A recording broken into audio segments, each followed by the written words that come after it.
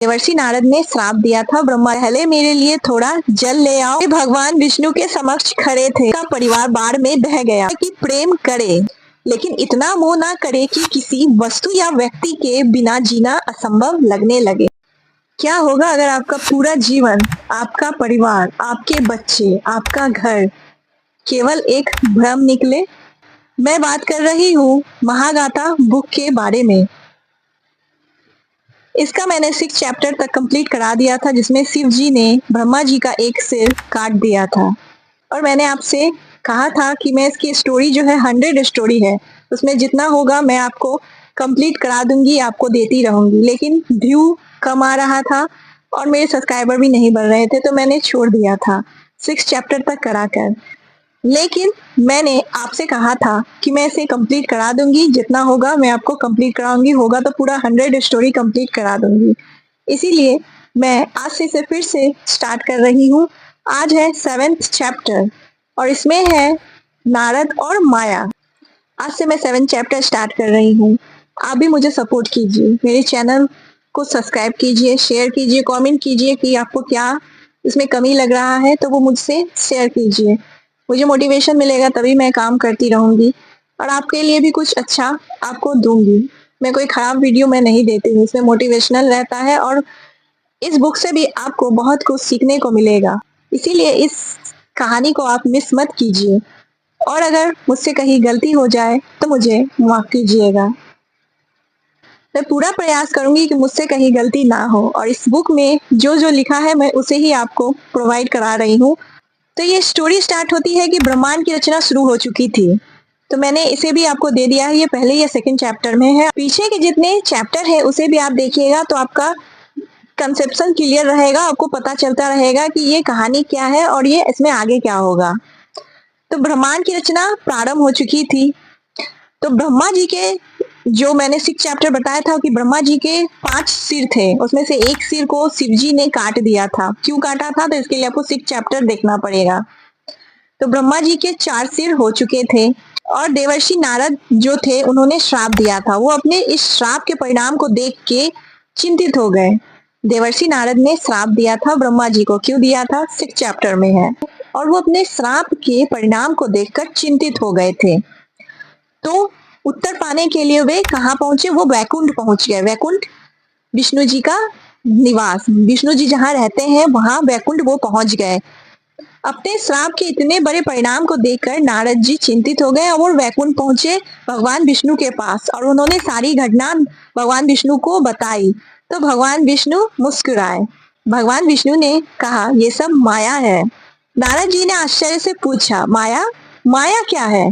भगवान विष्णु बोले, मुझे प्यास लगी है, पहले मेरे लिए थोड़ा जल ले आओ, उसके बाद मैं तुम्हें बताऊंगा। देवर्षि नारद बाहर नदी की ओर चल पड़े। तभी उनकी दृष्टि नदी के तट पर खड़ी एक युवती पर पड़ी, एक लड़की पर पड़ी। और उनकी, नारद जी की आंखें उस लड़की के ऊपर से हटने का नाम ही नहीं ले रही थी। वो स्त्री इतनी अलौकिक और सुंदर थी कि नारद जी विष्णु जी को, उनकी प्यास को और अपने उद्देश्य को सब कुछ भूल गए।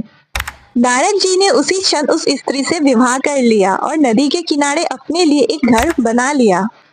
वर्ष बीतते गए। समय के साथ देवर्षि नारद पिता बने, फिर दादा भी बन गए और उनका परिवार बढ़ता गया और उनके साथ साथ अपने प्रत्येक प्रियजनों के प्रति उनका प्रेम भी बढ़ता गया।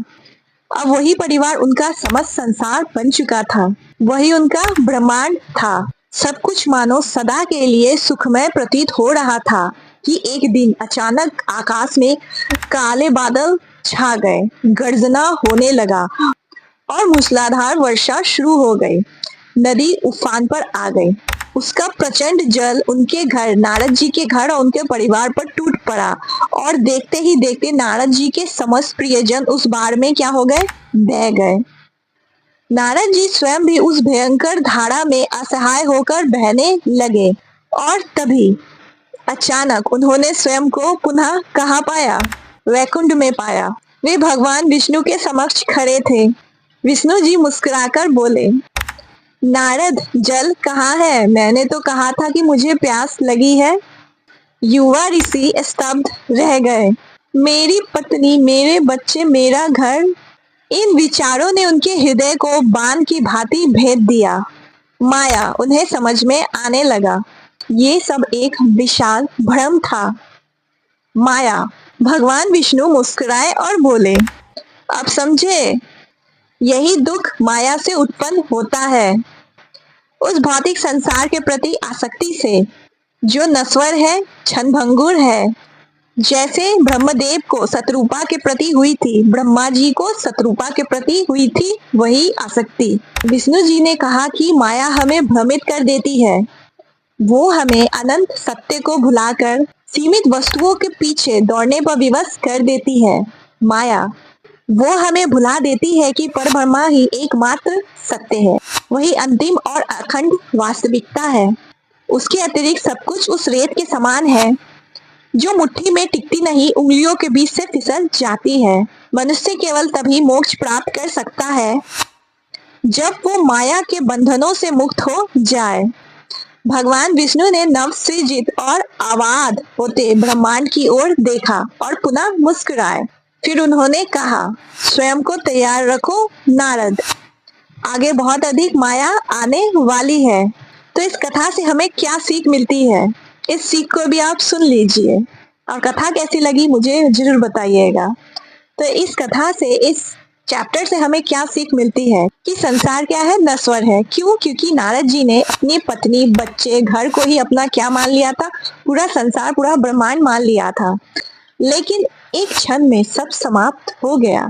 इसकी सीख यही है कि धन, संपत्ति, रिश्ते और पद प्रतिष्ठा स्थायी नहीं है, इसीलिए इनके प्रति अत्यधिक मोह दुख का कारण बनता है।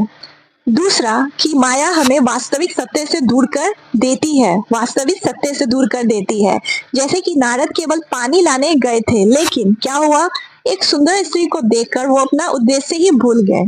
इससे सीख यही मिलती है कि मनुष्य भी अक्सर इच्छाओं, आकर्षणों और भौतिक सुखों में इतना उलझ जाता है कि अपने जीवन के वास्तविक उद्देश्य को ही भूल जाता है। तीसरा सीख ये है कि आसक्ति ही दुख का मूल कारण है। कैसे? जब नारद जी का परिवार बाढ़ में बह गया, तब उन्हें अत्यंत पीड़ा हुई ना।